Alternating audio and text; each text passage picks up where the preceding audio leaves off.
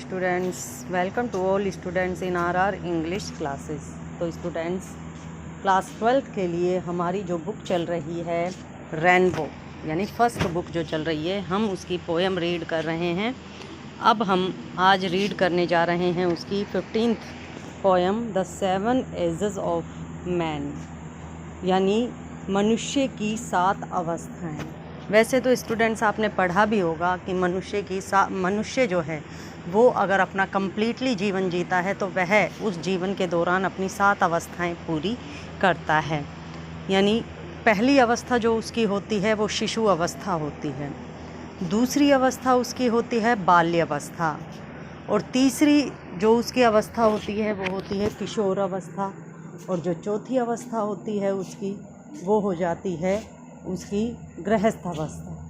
गृहस्थ नहीं, सॉरी, मतलब नई नई शादी होती है, युवावस्था हम उसको कह सकते हैं, युवावस्था हो जाती है। और फिर 5वीं अवस्था उसकी गृहस्थ अवस्था होती है, और 6ठी अवस्था में वो धीरे धीरे अपने बुढ़ापे की तरफ भी मतलब बच्चों वाला हो जाता है, और लास्ट उसकी अवस्था होती है वृद्धावस्था। तो इस प्रकार से वह अपने जीवन में 7 अवस्थाओं को पूरा करता है। अब वो इन 7 अवस्थाओं में क्या क्या करता है, किस किस रूप में रहता है, इस बात को बताने के लिए यहाँ हमारे जो पोइट हैं विलियम शेक्सपियर, जो अपने समय के महान पोइट हुए हैं, उन्होंने हमें ये बताना चाहा है कि अलग अलग अवस्था में मनुष्य किस प्रकार से अपना रोल निभाता है और किस प्रकार से इस सृष्टि से चला जाता है। तो यहाँ पे जो हमारे पोइट हैं शेक्सपियर जी, उन्होंने इस पूरे वर्ल्ड को, एक संसार को, इस पूरे वर्ल्ड को यानी संसार को एक मंच मान लिया है जहाँ पे नाटक प्रस्तुत किए जाते हैं। तो ये जो पूरा संसार है एक नाटक मंच है, और जितने भी यहाँ पर लोग हैं, चाहे वो आदमी हैं, औरत हैं, बच्चे हैं, बूढ़े हैं, जो भी हैं, वो सब यहाँ पे प्लेयर्स हैं, यानी अभिनय प्रस्तुत करने वाले हैं, यानी नाटक प्रस्तुत करने वाले हैं इस संसार रूपी मंच पर। और जो भी यहाँ पे आदमी आता है, औरत आती हैं, जो भी बच्चा आता है, वो सब एक समय में, मतलब एक ही काल में विभिन्न पार्ट अदा करते हैं। सबसे पहले वो ही, मेरे कहने का मतलब यही है कि एक ही जीवन में वो अपनी 7 अवस्थाओं से होकर गुजरते हैं, लेकिन एक समय में वो अपना केवल एक ही पार्ट अदा कर पाता है। तो स्टूडेंट्स, हम आपका ज़्यादा समय नहीं लेते हुए अपने मेन पॉइंट पर आते हैं, यानी कि जो पोएम है उसको पढ़ना शुरू करते हैं। द 7 एजेस ऑफ मैन, व्यक्ति की 7 अवस्थाएं। तो देखिए students, all the world is a stage. Poet कहते हैं कि ये पूरा संसार, ऑल द वर्ल्ड यानी ये पूरा संसार, इज़ स्टेज, एक मंच है। स्टेज यानी मंच है। एंड ऑल द मैन, और सभी आदमी, एंड वुमेन, और सभी औरतें, मेयरली प्लेयर्स, केवल इसके अभिनयकार हैं, यानी कि अभिनय करने वाले हैं। तो हमने आपको पहले ही बता दिया है कि जो ये पोइट हैं ये बता रहे हैं कि ये जो पूरा संसार है ये एक मंच है, और जितने भी आदमी और औरतें हैं वो सब इस मंच के अदाकार हैं, यानी इस मंच पर आकर अपनी अदाएं प्रस्तुत करने वाले, अभिनय प्रस्तुत करने वाले अदाकार हैं। They have their exits and their entrances. Exits का मतलब होता है बाहर निकल जाना, और एंट्रेंस का मतलब होता है प्रवेश करना। तो यहाँ पे जो कवि हैं वो बता रहे हैं कि ये जो अदाकार हैं, यानी आदमी हैं, औरतें हैं, ये इस नाटक रूपी मंच पर, इस संसार रूपी मंच पर आते हैं और यहाँ से अपना नाटक अभिनय प्रस्तुत करके चले जाते हैं। यानी कि जब इनका जन्म होता है तो ये इस संसार रूपी मंच पर आ जाते हैं, और जब ये मृत्यु की तरफ जाते हैं, यानी मृत्यु को प्राप्त होते हैं, तो ये इस संसार रूपी मंच से चले जाते हैं। And one man in his time plays many parts, और एक ही आदमी या औरत अपने समय में अपने जीवन के विभिन्न भागों को अदा करता है। जैसे मैंने अभी बताया आपको कि वह एक ही जन्म के दौरान अपनी 7 अवस्थाओं को प्राप्त करता है। तो कहने का मतलब ये है कि एक ही आदमी एक बार में अपने कई रोल अदा करता है। हिज एक्ट्स बीइंग 7 एजेस, इसीलिए किसी भी मनुष्य के कार्यों को उसकी 7 अवस्थाओं में बांटा गया है।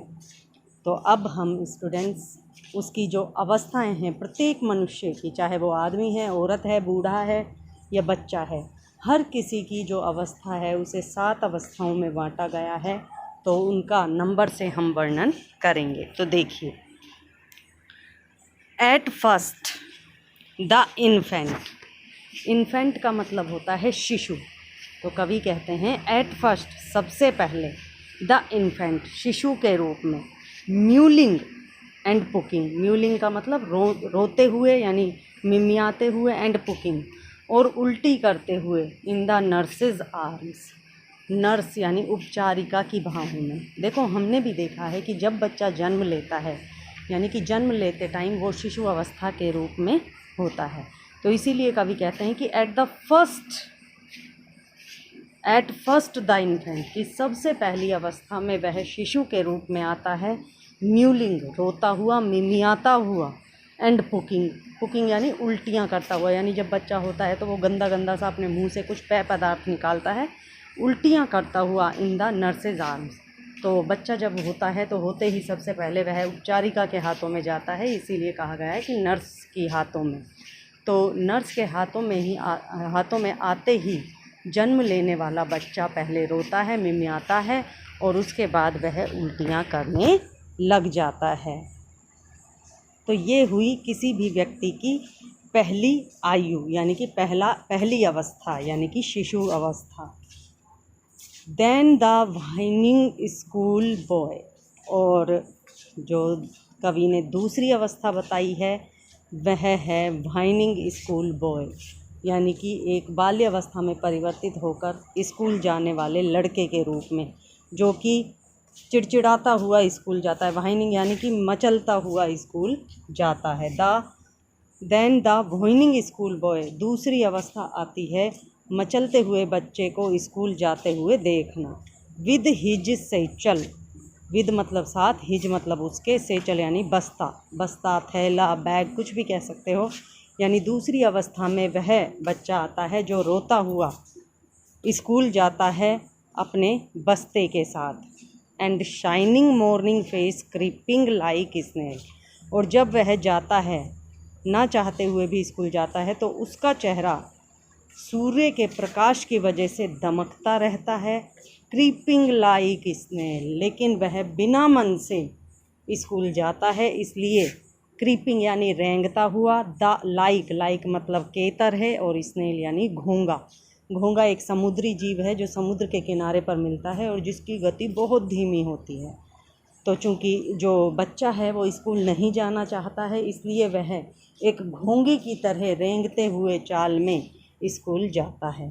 तो दूसरी अवस्था हो गई then the whining schoolboy, यानी रोता हुआ स्कूल जाता हुआ एक लड़का, विद हिज सेचल, अपने बस्ते के साथ, एंड शाइनिंग मॉर्निंग फेस, अपने चमकते हुए सुबह चेहरे के साथ, क्रीपिंग लाइक स्नेल, बिना इच्छा के वह घोंगे की चाल से रेंगता हुआ विद्यालय जाता है।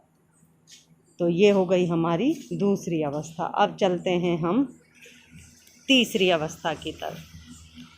तो तीसरी अवस्था है इसमें एंड देन द लवर, और इसके बाद वह बच्चा जब टीन एज में आ जाता है, टीन एज मतलब 14, 15, 16 मतलब 20 तक की जो आयु होती है, 13, 14 से लेके 20 तक की जो आयु होती है वो आ जाती है एक लवर की अवस्था, यानी कि युवावस्था हम जिसको कह सकते हैं, किशोर अवस्था। तो इसके बाद जो तीसरी अवस्था है वह आती है किशोर अवस्था। एंड देन द लवर, और इसके बाद वह बच्चा एक प्रेमी बनता है। शाइनिंग लाइक फर्नेस, शाइन का मतलब होता है आहा, भरना, लाइक यानी की तरह, फर्नेस यानी भट्टी, यानी भट्टी में जलने वाली आग की तरह आहें भरना। With a woeful ballad, woeful का मतलब होता है एक शोक गीत, शोक मतलब दुख भरा, बैलेड यानी गीत, दुख भरा गीत। Made to his mistress eyebrow, जो वह अपनी प्रेमिका की आँखों की याद में गाता है। तो स्टूडेंट्स, तीसरी अवस्था हो गई एक प्रेमी की, जिसमें वह इस अवस्था में वह एक भट्टी में जलती हुई आग की तरह आहें भरता है विद आ वोफुल बैलेड, और एक दुख भरे गीत को अपनी प्रेमिका की आँखों की याद में गाता रहता है। तो स्टूडेंट्स, ये तीसरी अवस्था हो गई है जिसमें एक जो प्रेमी है वह अपनी प्रेमिका की याद में एक दुख भरा गीत गाते हुए एक भट्टी में आग की तरह आहें भरने लगता है और अपनी प्रेमिका की आँखों को याद करते हुए रोता रहता है। इस प्रकार से इसकी ये 3 अवस्थाएं पूर्ण होती हैं और इसके बाद वह व्यक्ति अपनी चौथी अवस्था में प्रवेश करता है। लेकिन स्टूडेंट्स, अब हम इसकी जो 4th एज है वो हम आपको नेक्स्ट वीडियो में रीड कराएंगे। तब तक के लिए थैंक्स।